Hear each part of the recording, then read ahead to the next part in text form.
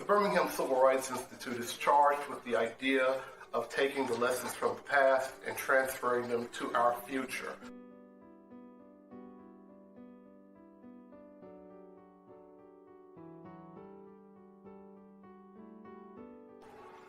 As stewards of history in the Birmingham movement, the BCRI houses incredible collections that show and document where the community has come from and how the Birmingham movement both came to be and was so successful.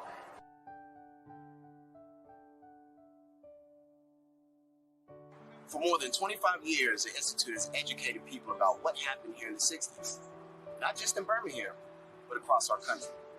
Civil rights and equality challenged today just as they were many decades ago. We are here to enlighten each generation about civil and human rights by exploring our common past and working together in the present to build a better future.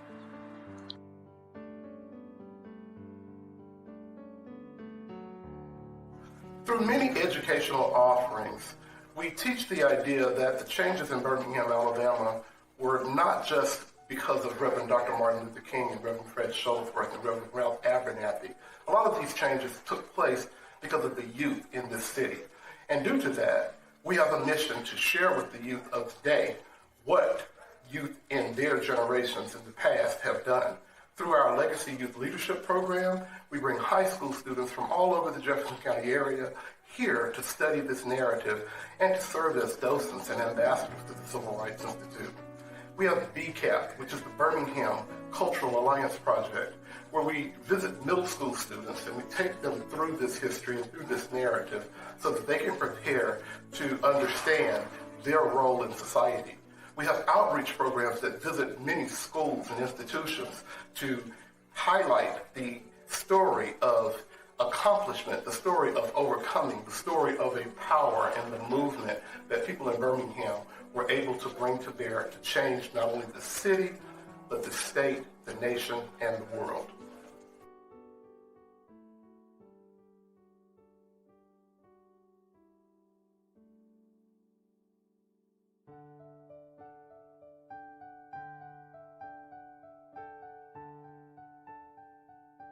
By making it accessible to researchers and local students from middle, high, and university students, they're able to come in and see where we've been so that they can go and be better stewards of Birmingham and our present and then our future.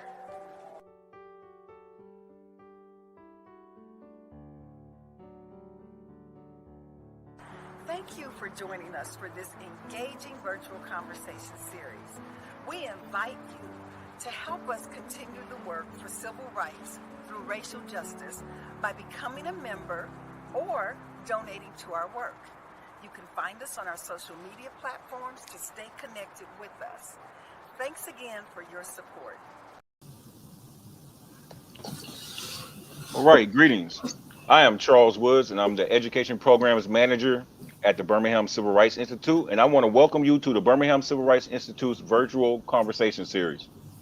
Today, we are excited to welcome you to this conversation about ethnic notions and foundations of anti-blackness. Here at BCRI, we want to foster a dialogue and conversations about difficult issues and topics and provide a space to have these discussions. So thank you for joining us today, and we're going to go ahead and get started. I have with me today Birmingham Civil Rights Institute education consultant, Mr. Barry McNeely, also one of my mentors. And so we're going to just get right in. Really quickly, I want to read something about the movie Ethnic Notions. Ethnic Notions, when you registered for this event, you would have received a link to watch the film, and that link is live until February the 15th. So if you have not seen the movie, go ahead to our website, bcri.org, and register for this event today so you can get that link to watch the movie. But Ethnic Notions is Marlon Riggs' Emmy-winning documentary that takes viewers on a disturbing voyage through American history, tracing for the first time the deep-rooted stereotypes which have fueled anti-black prejudice. Through these images, we can begin to understand the evolution of racial consciousness in America. Loyal Toms, carefree Sambos, faithful Mammies, grinning Coons, savage brutes, and wide-eyed Pickaninnies roll across the screen in cartoons, feature films, popular songs, minstrel shows, advertisements, folklore, household artifacts, and even children rhymes. These dehumanizing caricatures permeated popular culture from the 1820s to the civil rights period and implanted themselves deep in the American psyche. So, Barry, we're gonna go ahead and get right on into this. Okay. So, I want to ask you a quick question. What is your definition of anti-blackness, and where does it come from? Well, I would. My definition of anti-blackness is the perception that the black culture, the black race, the term blackness itself is steeped somehow in negativity, doom, gloom, that is not to be desired. And when we look at where it comes from, you have to go back to the 15th and 16th centuries. It's so important that as we study Black History Month, that we don't let our understanding of the Black experience be limited to the shores of the East Coast of the United States in 1619. It predates that so much. And to get at this where it comes from, we look at the idea of the 15th and 16th centuries as a time of exploration. And during this exploration, you also had a dual time of exploitation. And as you begin to have people who were encountered by Europeans during their exploration, those people began to also be exploited. When we start talking about the Portuguese and Prince Henry the Navigator and the exploration of the west coast of Africa, you see that already the resources that are there are beguiling, and people come to try to take advantage of those resources. But then comes the problem: how is it acceptable to rob and plunder these people who beforehand Europeans would go into the African continent to actually study and learn mathematics and learn art and architecture and so many things of that nature? So to get to the point of exploitation, you have to come up with an idea of racial inferiority and racial stratification. And this starts in the 15th century. It blossoms in the 16th century, and you start to equate stereotypes about groups of people with the color of their skin. Beforehand, people weren't talked about in terms of their race. People were talked about in terms of their nationality. For example, you would talk about somebody being Germanic or Anglican. You wouldn't necessarily talk about them being Caucasian or white. And so once you start looking for a reason to subjugate and oppress people, you have to have that justification. And the justification is that these people who don't look quite like us don't deserve the same treatment as human beings. And once that is started, it takes a life of its own.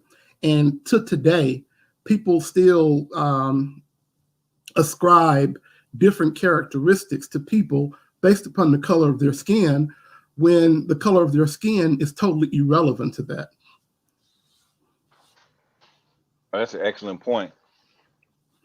And you kind of touched on my next question a little bit already, which is, what are the justifications of oppression that can be traced to those stereotypes and ethnic notions? Basically, so how did they justify what they were telling people about, Black people and others in the world? Oh, well, what you have to do is you have to say that, well, I'm going to set out and civilize these uncivilized people. and you make it a mission. You make it something that is not negative when it's not based in truth at all. How can you go into the continent of Africa that had the University of Timbuktu and had the Giza Strip and had the Dogon people who pioneered astronomy? So you have all of these things that said that these people are clearly not savages. They're clearly not uncivilized, but you have to create that narrative. And once you create that narrative, then the oppression follows it.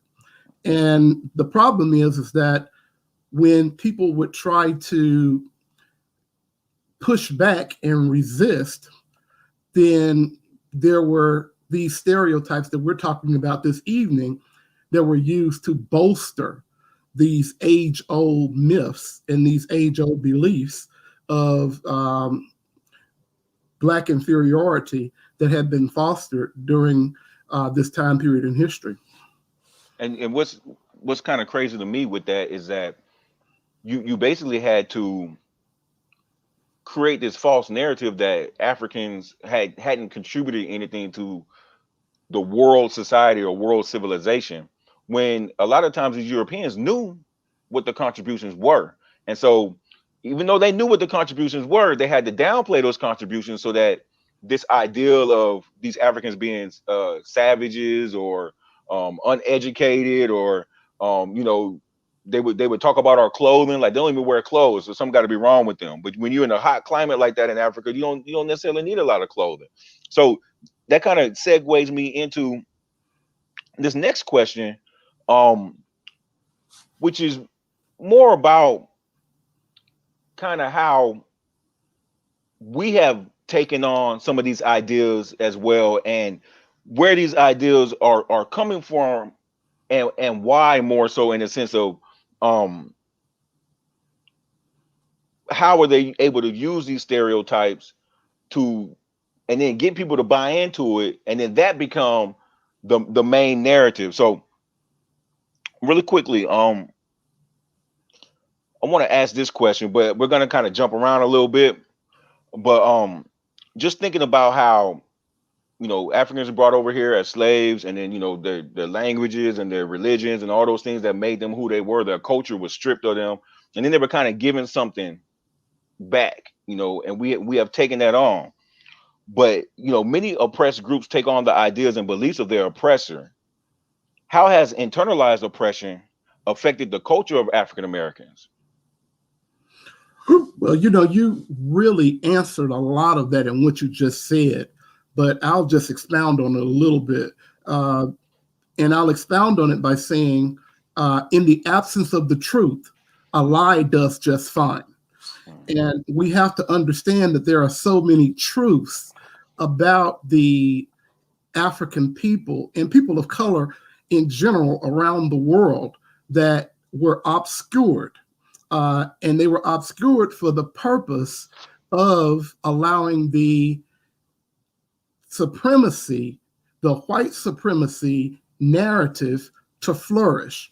You have to think about the idea that once you take away a person's language and not allow them to speak it, and once you do that successfully, with language goes history. And once your history is no longer there, then you have nothing to cling on to. And the concept of internalized oppression is going to be very, very hard to get around or to overcome, because when you internalize oppression, you take that negative thing that is constantly promoted about you, and you become able to believe that thing. And I always tell people that, we're not going to talk about Black history just from slavery forward. But if you focus on slavery for one moment, I always tell people that the worst part of slavery was never physical. And I say that mindful of physical torture, labor from the time the sun came up to the time the sun came down, sexual abuse, rape. I say that mindful of all of those things. The worst part of slavery was never physical. It was mental. Once people were beaten and subjugated to a point that they accepted that someone was their master, they accepted what this person told them about everything, even the supernatural. They accepted religious beliefs. And once you accept these things, if you accept them as your reality, then you're going to teach those things to your progeny. You teach your child what you think is right. And so with this dearth of understanding of their true heritage and true culture, and then with the abundance of images and narratives that dictated that they be less than at every turn, less than intellectually, less than artistically, less than morally. It's almost to be expected that the oppression would be internalized. And the result of that internalized oppression is one of the most painful legacies of segregation and slavery that preceded it. And when I say legacy, I say that intentionally because I want to get across the idea that some of that internalized oppression is still with us very much today. Yes, and I really like to think about it in the family dynamic. You know, this is Black History Month. Our theme is the Black family: representation, identity, and diversity. And so I wanted to kind of explore how these stereotypes and these things that Black people have experienced in this country and the world, really, how has it affected the family, the Black family dynamic? So, and we have some images and some things of these things that I'm about to name. So we have the Mammy, I'm sorry, the Sambo, Sapphire, and Jezebel are stereotypes that depict African Americans as good workers, docile, aggressive, unattractive, lazy, violent, dominating, promiscuous, childlike, as well as other adjectives. But my question is, how have these stereotypes been used to diminish or alter the Black family relations? Well, when you start looking at the traditional family, and you look at your Mammy figure, for example, the Mammy was very, very domineering. She was very harsh with her own children. She played the role of the patriarch in her household. And when we look at that, we understand that the patriarchal role is to be played by a man. Now, this is not my way of diminishing households that are run by women. I grew up in a household ran by a woman with 3 boys, and she ran that household well. So I would never diminish the single mother or the strong mother in a household with a husband.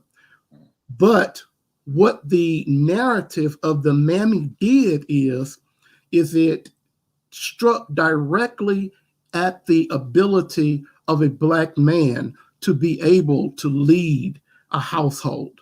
And without being able to lead a household and to lead your family, then how could you expect to be respected in the larger society? So this idea of the Mammy, it cut 2 different ways.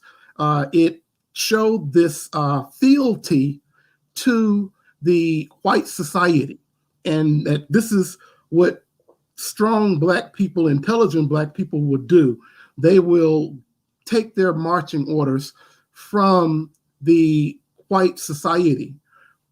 At the same time, it showed that the Black family was upside down because the male was not able to be a leader or to provide guidance for his household. And so the image of the Mammy, I could basically talk about that all day in terms of the family, but you could go on and look at the different characters like the Sambo, and how this Sambo character is always a child, always represented like a little infant, if not in terms of age, mostly in terms of mental maturity.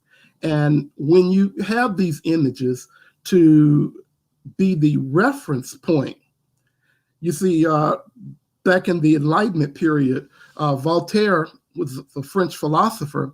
He said, if you could lead people to believe in absurdities, then you could lead people to commit atrocities. And so the absurdities of the Black family that we see when we look at the Mammy and the Sambo are absurdities that really put a heavy weight on developing and having healthy family relationships, because it shoots at so many of the things that we tend to respect and expect out of a family relationship. Wow, that's powerful. And as you're talking, there's so many things going through my head. So how do you feel like, how do you think that these stereotypes have perpetuated the dysfunctional aspect of the Black family, in the sense that, it seems like, at least in the media or how things are portrayed, is that, the Black family unit is not a cohesive unit. You have the males at the females and vice versa. And you talked a little bit about that with the Mammy character. But how do you think these stereotypes have perpetuated the dysfunctional nature of the Black family? Well, the media has always been used as a tool to make money, not so much to be a vehicle for truth. And as we look at the media's portrayal of the relationship between Black people, it's always been one that has been a challenge.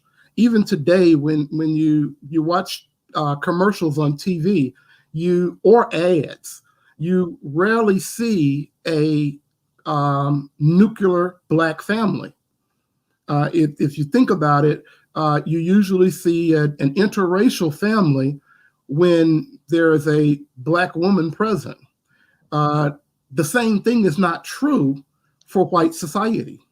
And what happens is over time, these stereotypes are so ingrained that people look for them, and advertisers know what people look for.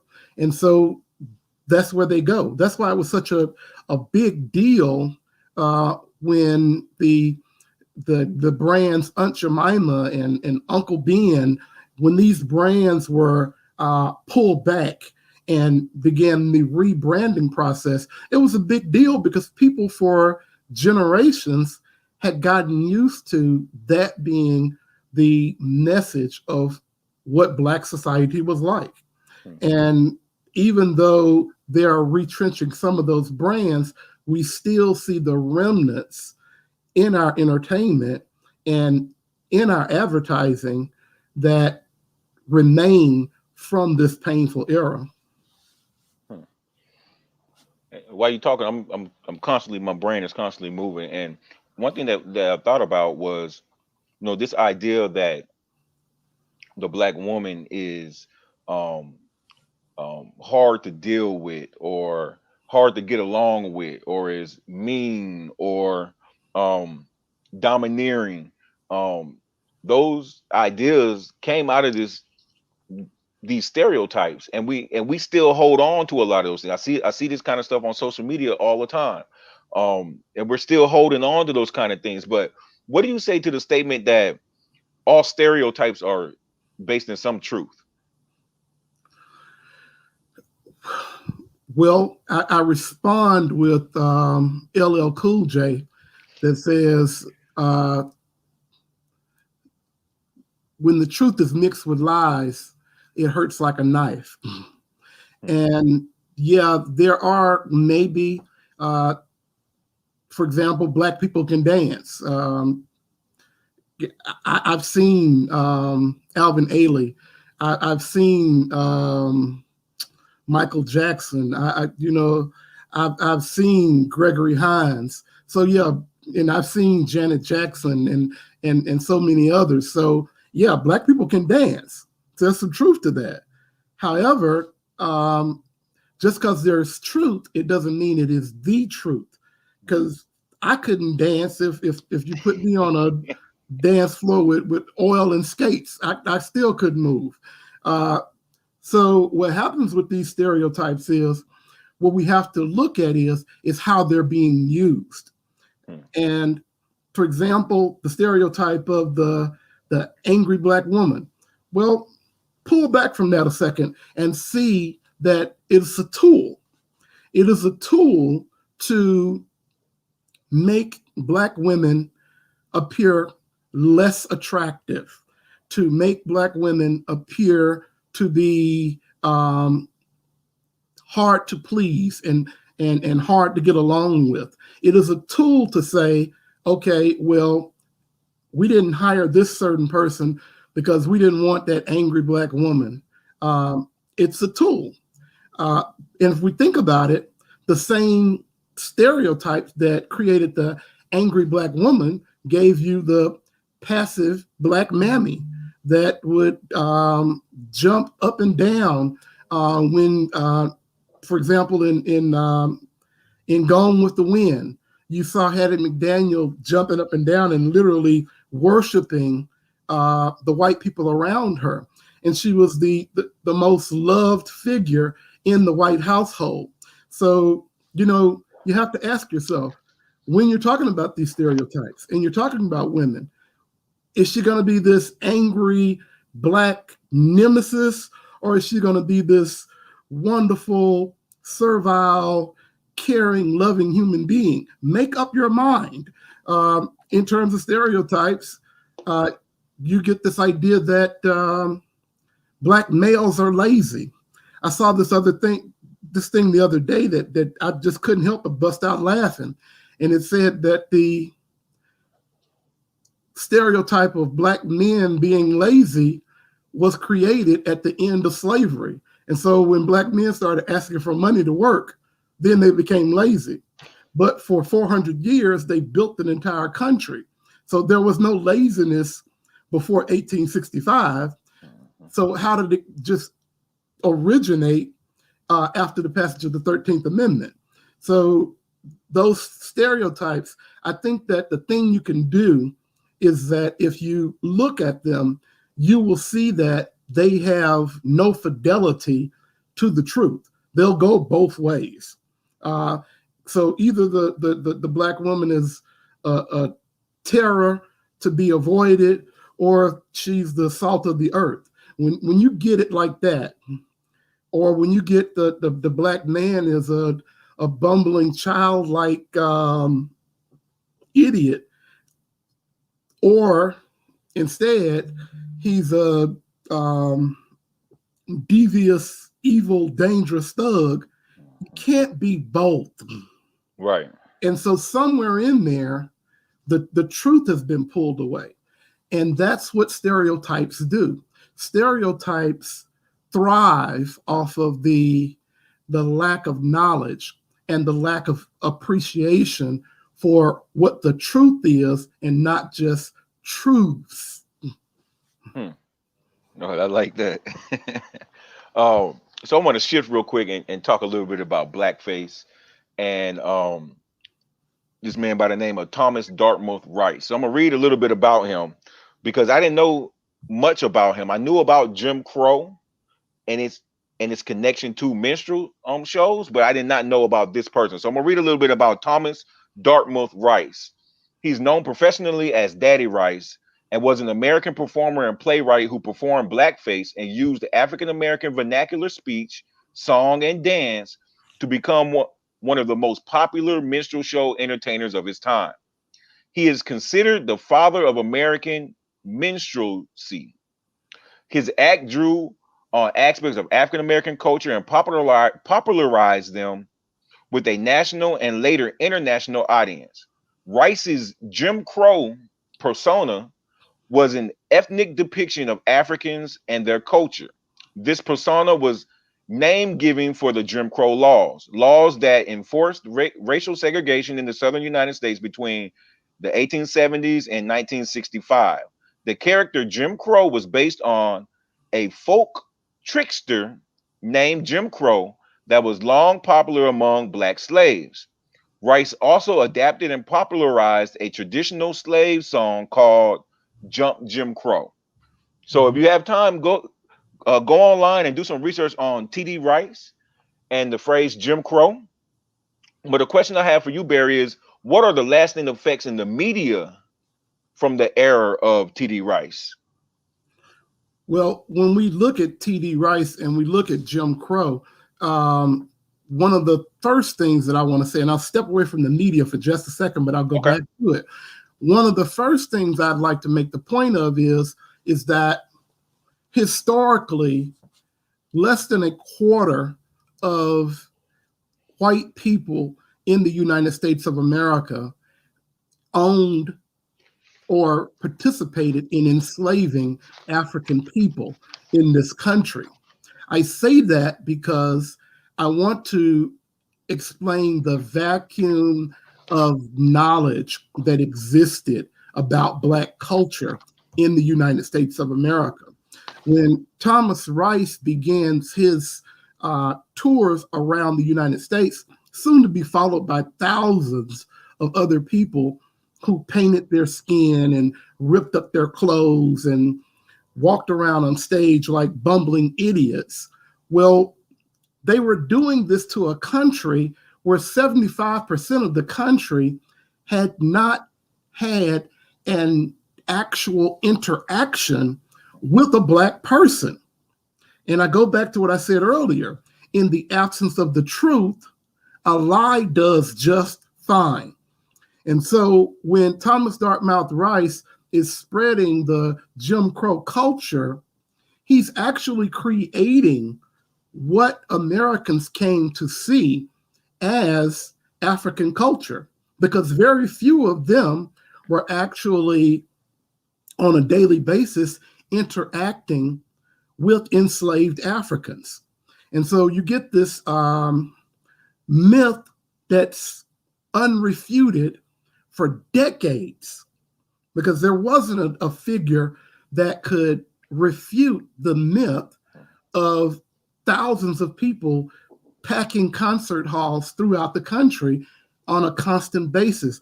I mean, of course, you had Sojourner Truth, and you had Frederick Douglass, and you had others that were very powerful in their presentations, but they were up against an overwhelming image of Black people. Now, if we take this idea of Jim Crow that was created by Thomas Rice, and that song that he wrote, Jump Jim Crow, every negative stereotype that you can think of and put on a person of color was included in this song and in his act.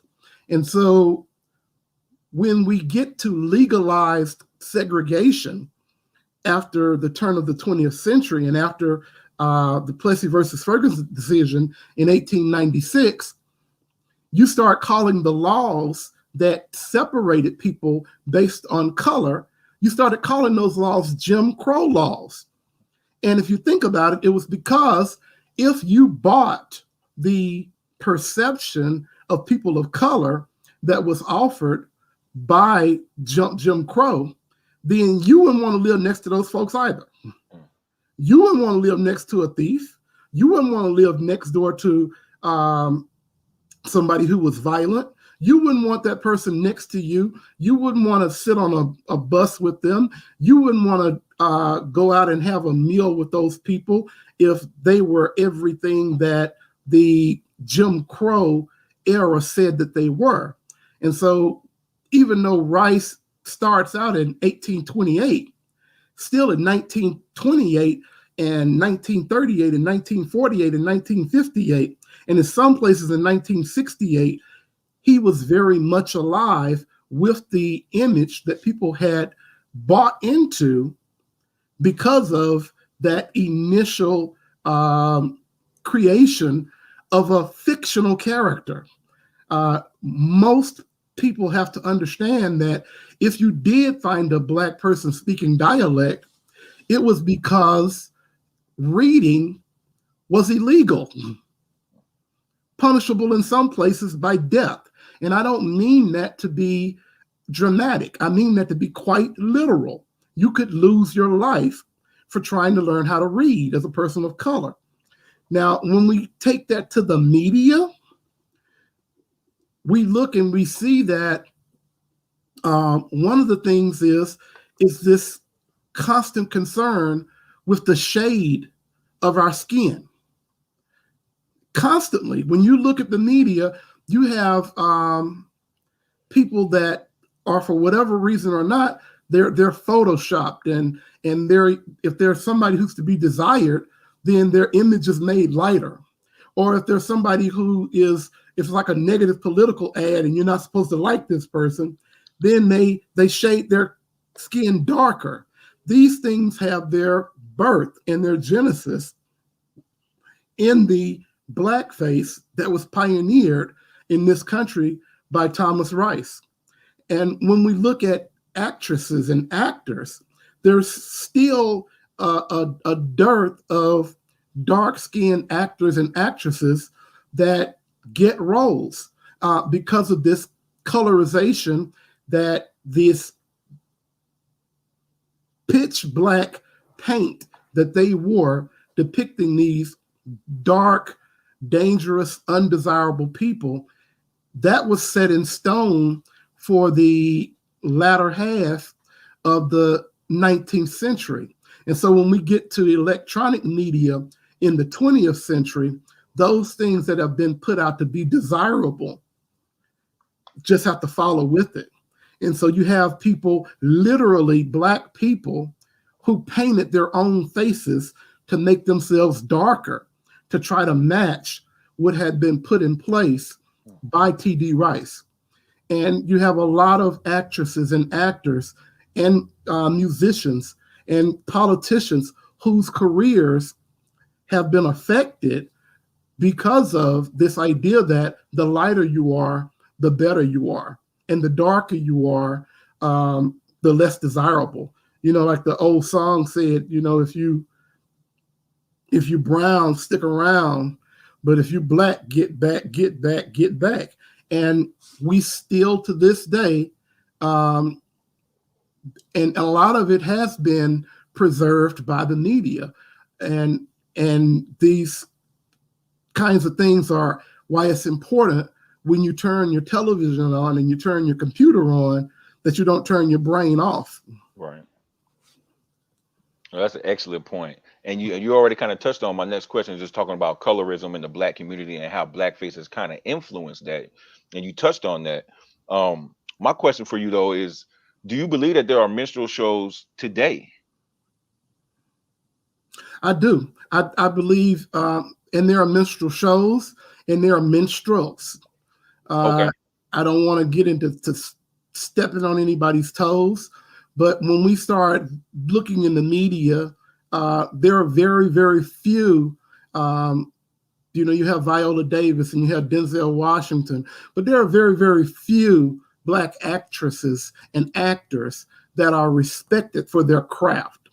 Usually, Black people are reserved for the violent roles or the over-sexualized roles. And so, and color, if you think about it, and colorism plays a large role in that too.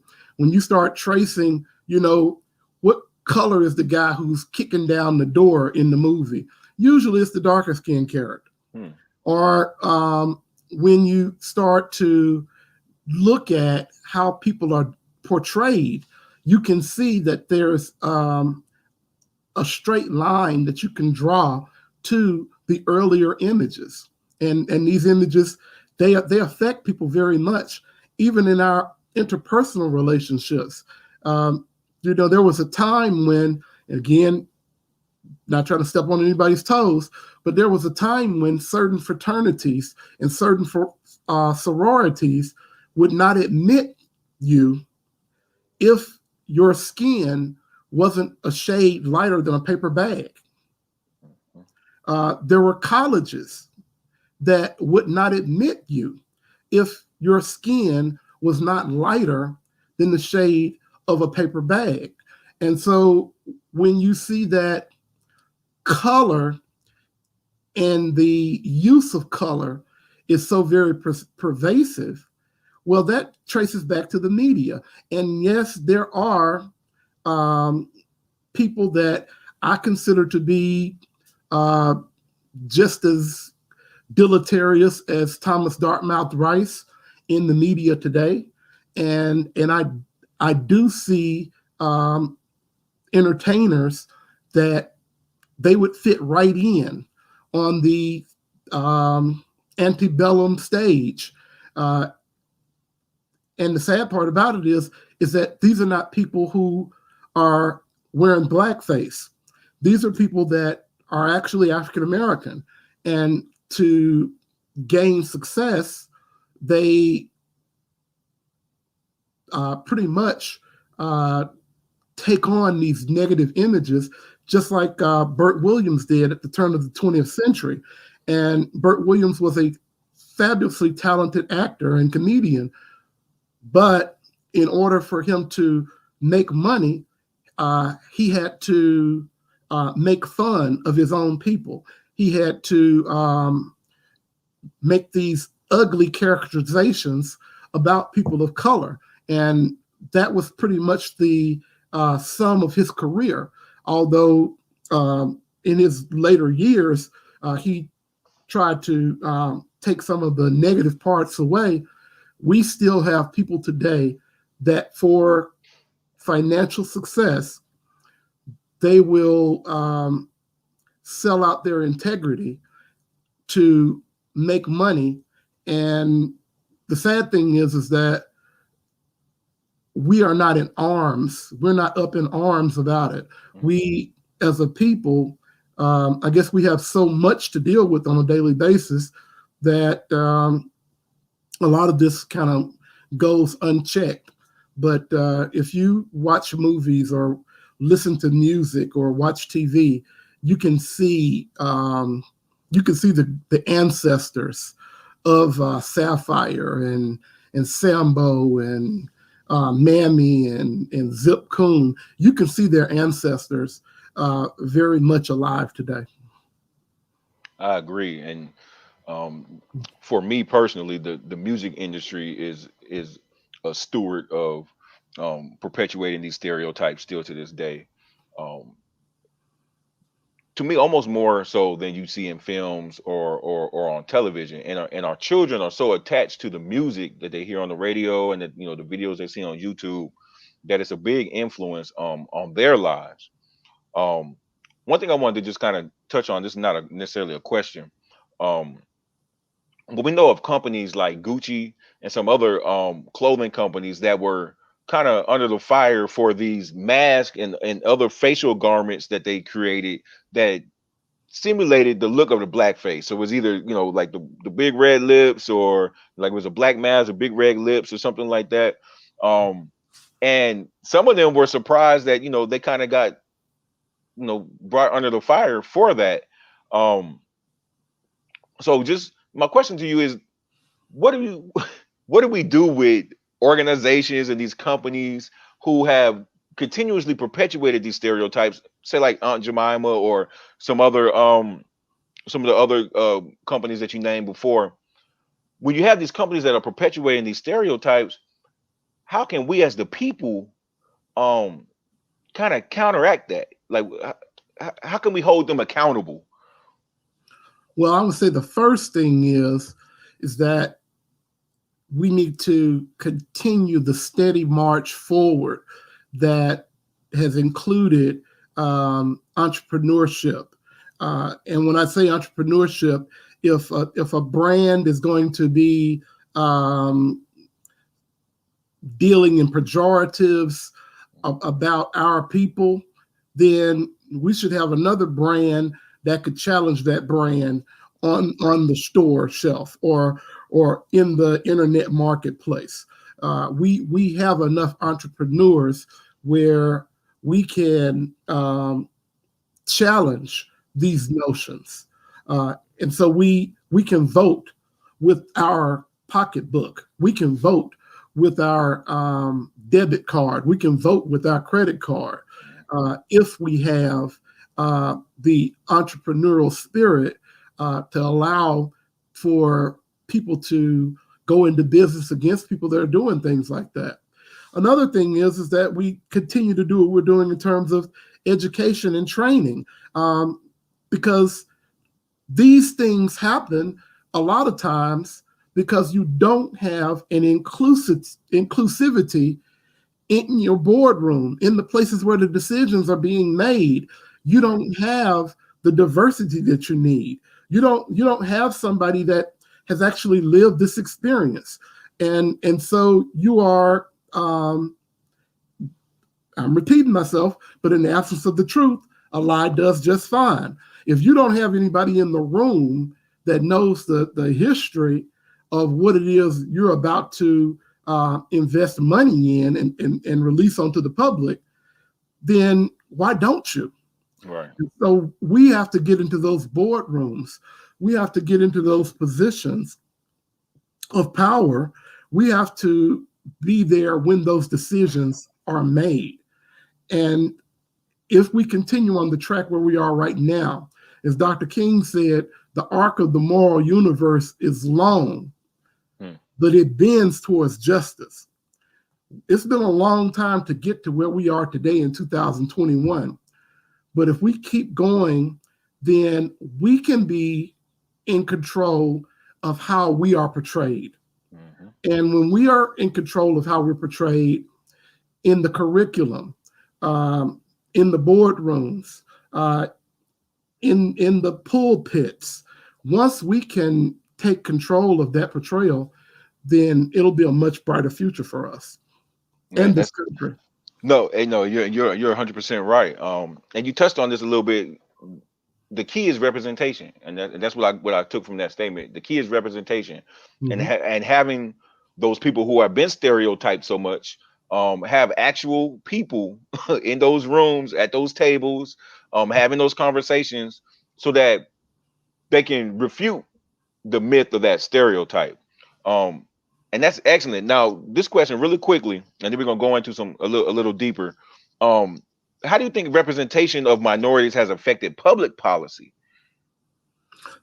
Well, I think that you create policy based upon your worldview, and the paradigm that people have been given is a paradigm oftentimes of Black people being different in some way. And that has to be something we have to go back to the 15th and 16th century, when people were made different just because of the color of their skin.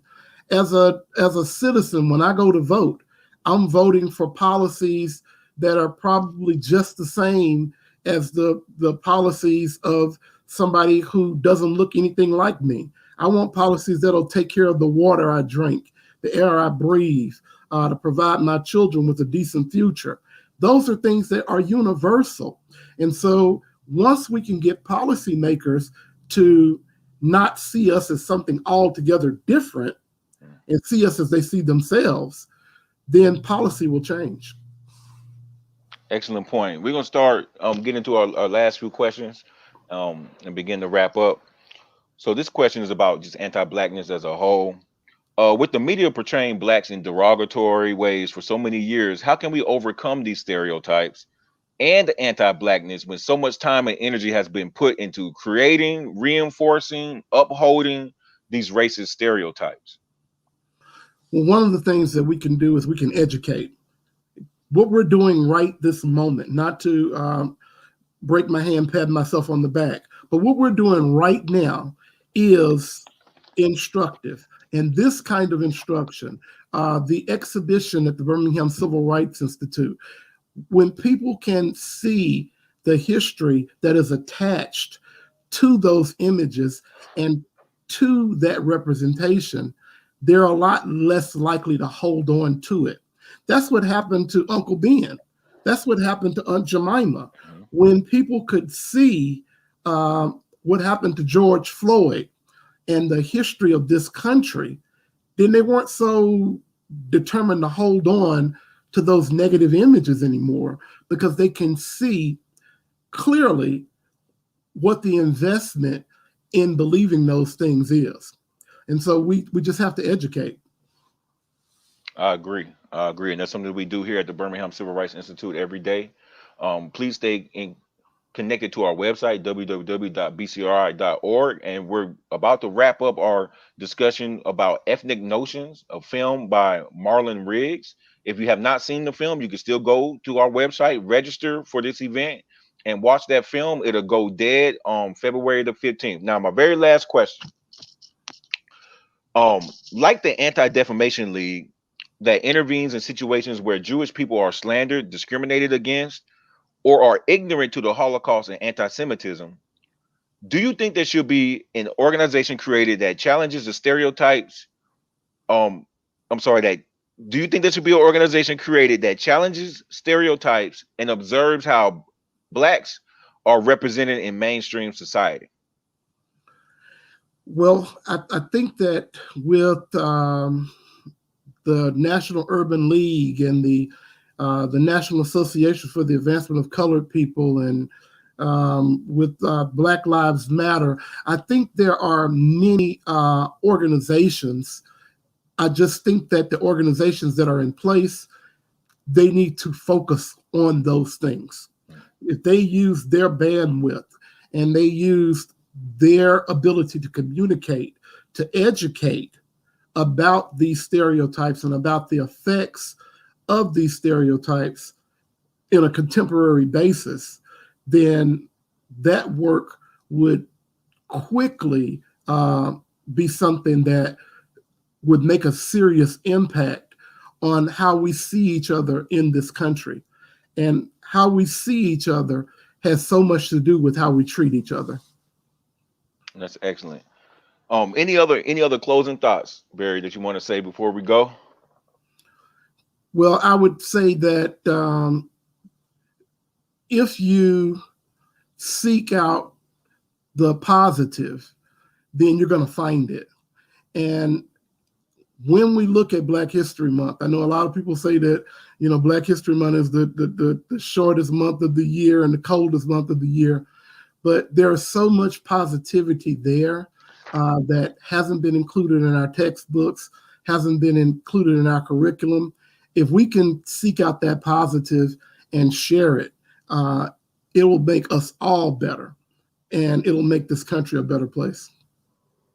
I agree. Barry, it's always a pleasure. I consider you my mentor, and I learn so much from you every time we talk. Those of you that are watching, please go to our website, www.bcri.org,